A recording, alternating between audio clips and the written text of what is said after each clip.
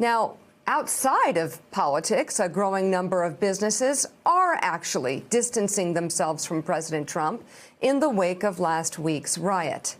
Yesterday, New York City Mayor Bill de Blasio made this announcement, first on Morning Joe.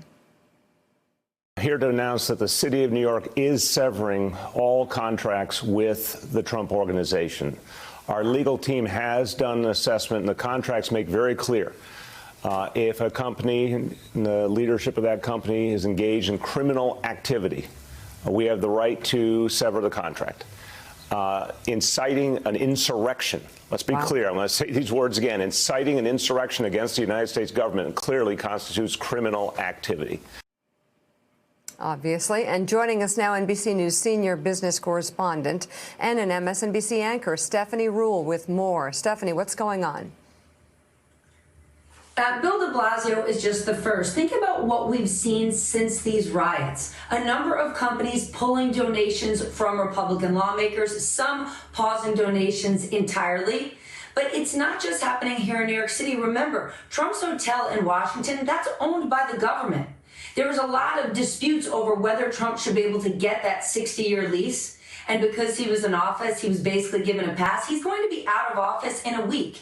And more questions are being raised following those riots. Should we be doing business with the Trump Organization? And remember this, Mika, the president owes hundreds of millions of dollars to Deutsche Bank and others over the next few years. Deutsche Bank announced this week, no, sir, we're no longer going to be doing business with you. And put all of this aside, think about where the president's businesses lie: in leisure and hospitality, industries that have been hurt very badly by COVID. Obviously, that's not necessarily the president's fault.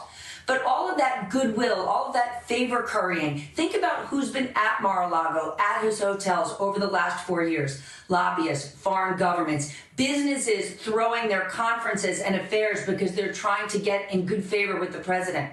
Who wants to get in good favor with President Trump right now? Absolutely no one. You are not seeing even senior Republicans, former Republican presidents, say that any of those rioters were Republicans. Yet the president has continued to stand with them. Even if he makes a statement on TV saying you're not with me, everyone knows that's his crew. And the fact that the president is in this much debt and doesn't have any clear way that he'll be making money going forward. I spoke to a bank CEO and a former administration official yesterday that said one of the reasons this impeachment is so important is because you have a person who's in a very bad situation politically and a very bad situation financially. What could he be willing to do? What could he be willing to trade in order to secure himself financially? He's got a lot of power and a lot of influence, even in just the next week.